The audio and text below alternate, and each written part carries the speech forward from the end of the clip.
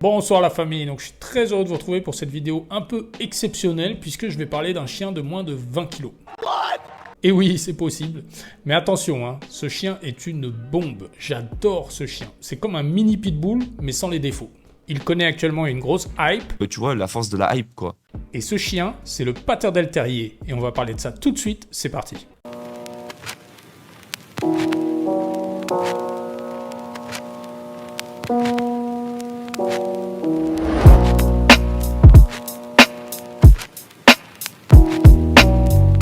Tout a commencé en Angleterre, donc un pays qui a toujours pratiqué la chasse avec des terriers, ces petits chiens intelligents, hyper énergétiques et courageux. Et bien sûr capables de se faufiler partout, notamment dans les terriers, d'où leur nom. Nous sommes dans la région de Cumbria, au nord-ouest de l'Angleterre, une région montagneuse connue sous le nom de Lake District. Le relief y est extrêmement escarpé, on appelle ça le Fell Terrain.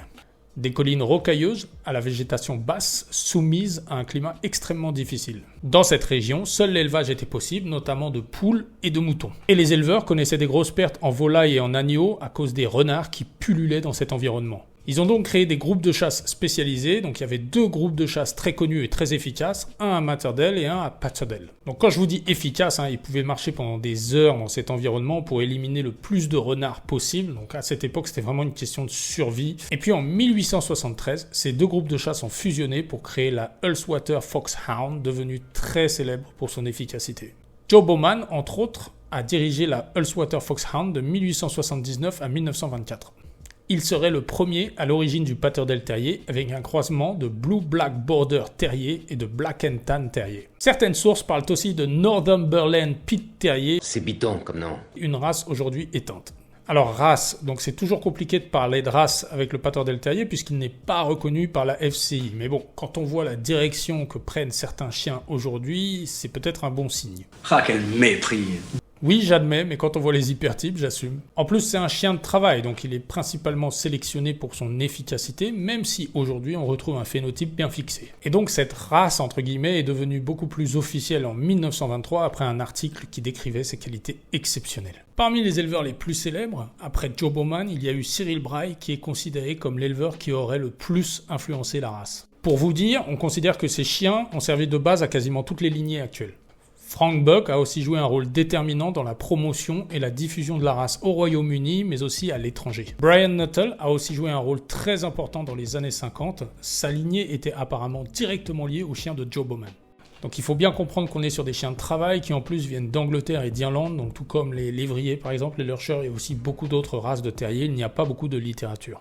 Voilà, donc contrairement à quelqu'un comme Antonio Norris Martinez, par exemple, avec le dog argentin, qui lui, avec une démarche très scientifique, qui écrivait tout, là, ça n'a rien à voir. Là, nous sommes avec des chasseurs en Angleterre et en Irlande qui faisaient une sélection vraiment basée sur l'efficacité, avec une utilisation très locale. Donc, ils n'avaient aucun intérêt à partager leurs résultats avec le reste du monde. Mais ce qui n'enlève rien à la qualité de leur travail de sélection, puisqu'aujourd'hui, on se retrouve avec un chien exceptionnel. Il faudra attendre entre 1970 et 1980 pour que certains Patterdale Terriers soient exporté aux États-Unis et dans d'autres pays. Donc physiquement, nous avons un chien entre 5 et 7 kg, donc c'est vraiment un tout petit chien. Son corps est compact, musclé et parfaitement adapté aux terrains difficiles.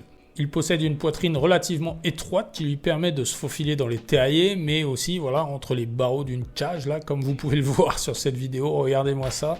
C'est impressionnant. Comme vous pouvez le voir, c'est vraiment un mélange d'agilité, de performance physique et de détermination. On va en parler après de la détermination. La tête est forte et proportionnée, le museau est puissant et les mâchoires particulièrement développées pour un chien de cette taille. Et oui, d'ailleurs, donc vous pouvez voir la force dans ces mâchoires puisque ces chiens sont capables de faire du spring pole et du mordant. Ce petit chien est dingue. Les yeux sont foncés et clairs et les oreilles petites, triangulaires et tombantes vers l'avant. Pour le poil, il y a 3 types, ce qui arrive souvent chez les terriers, le poil lisse, le poil cassé et le poil dur. Pour les couleurs, on a du noir et feu, du rouge, du chocolat et du fauve. Même si les couleurs qu'on voit le plus souvent sont le noir, le chocolat et le rouge.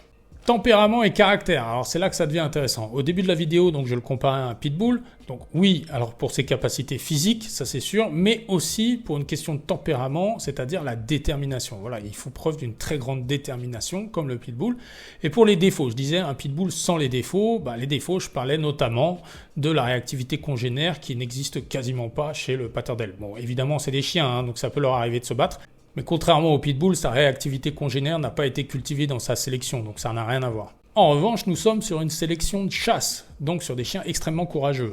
Donc à l'origine, il était utilisé pour la chasse aux renards, ce pourquoi il a été créé. Après, il a été utilisé pour toutes sortes d'animaux, la chasse aux rats, ragondins, blaireaux, voilà. Je voudrais au passage remercier Robert Booth, avec qui je me suis entretenu au préalable pour la préparation de cette vidéo, donc merci. Et donc justement, il me parlait de la détermination des Patterdale terriers, de ces chiens, voilà, une détermination exceptionnelle qui faisait que par exemple, ils pouvaient aller dans des terriers inondés, ça ne leur faisait pas du tout peur. Bon voilà, on va écouter Robert Booth tout de suite. Patterdales go underwater and back up the earth and onto a ledge with a neutral rat, and to actually swim underwater and have the confidence to come up and scent and go to them and hunt them.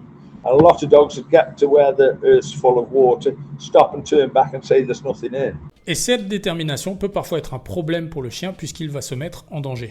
On va prendre l'exemple du blaireau par exemple. Donc si le chien attaque le blaireau au moment où il a découvert en dehors de son terrier, normalement il n'y aura pas de problème. En revanche, si le blaireau est dans son terrier et que le chien va le chercher dans son terrier, eh bien le chien va se retrouver face à face avec la tête du blaireau et le blaireau a une mâchoire acérée extrêmement dangereuse et là ça peut créer d'énormes dégâts sur le chien. Après, il y a des chiens plus intelligents et moins intelligents. Certains chiens vont donc rester quand même à distance et aboyer. D'autres chiens vont vraiment rentrer dedans et aller au contact. Et là, ça peut être problématique. Donc le chasseur doit être conscient que c'est un chien avec une très forte détermination, une extrême détermination. C'est un jusqu'au boutiste. Le chasseur doit en être conscient et faire en sorte que le chien ne se retrouve pas dans une situation dangereuse, dans la mesure du possible. I do believe some breeders are over hard on terriers, I'm afraid, for my liking. They never seem to have the same terrier for 2 years running because they've been that hard on it and it's got injured so much that they don't last too long. And I think that's a little bit abuse of the dog. Ensuite, il est très utilisé aussi dans les grandes villes comme New York pour son habileté à attraper les rats. Il est super impressionnant quand il s'agit d'attraper des rats. D'ailleurs, j'avais fait un short là-dessus en me demandant pourquoi il n'était pas plus utilisé à Paris. Tout le monde sait que les rats sont extrêmement abondants à Paris. C'est un truc de ouf. Moi, je vais vous dire, pour tout ce qui est destruction de nuisibles, parce que c'est toujours triste de tuer un animal, autant utiliser un chien. Au moins, on participe à la conservation d'une sélection ancestrale. Que ce soit le poison ou les pièges ou un Patterdale terrier, je préfère qu'on utilise un Patterdale terrier. Mais dites-moi ce que vous en pensez dans les commentaires. En dehors de la chasse, pour les activités sportives, donc on a l'obéissance, le canicross, la recherche d'objets, l'agility bien sûr, et même le mordant.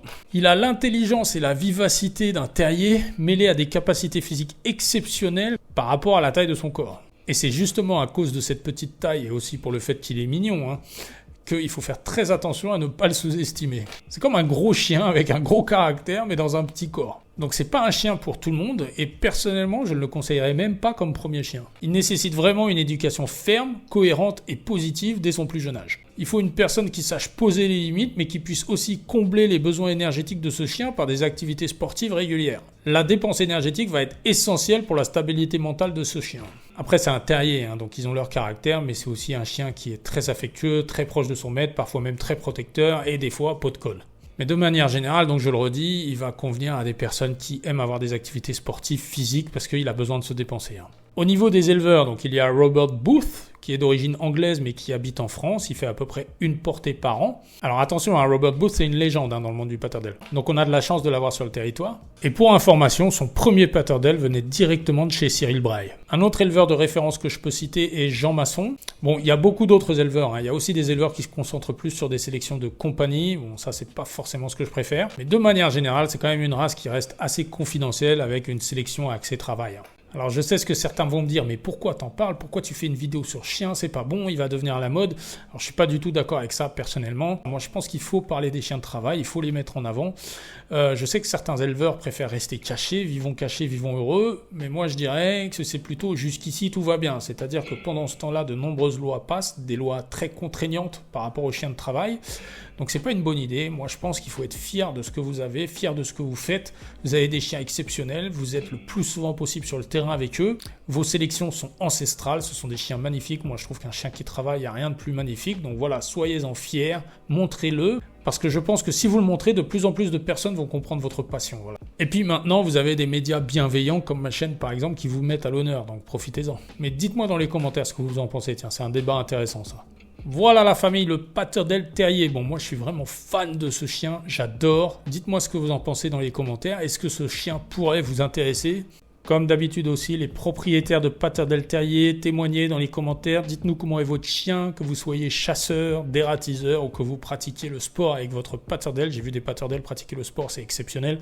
Donc allez-y, dites-nous dans les commentaires comment est votre chien, que vous fassiez de la recherche d'objets ou juste que vous l'ayez en chien de compagnie. Voilà, allez-y dans les commentaires. Comment est votre Patterdale Terrier, ça nous intéresse. Si vous avez des idées de race que vous voulez que je traite, dites-les dans les commentaires, comme d'habitude. Vous savez que je lis tout. Merci encore pour vos nombreux commentaires, c'est exceptionnel. N'oubliez pas de liker, de partager cette vidéo, c'est très important, de vous abonner si ce n'est pas encore fait, et je vous dis à bientôt. Ciao.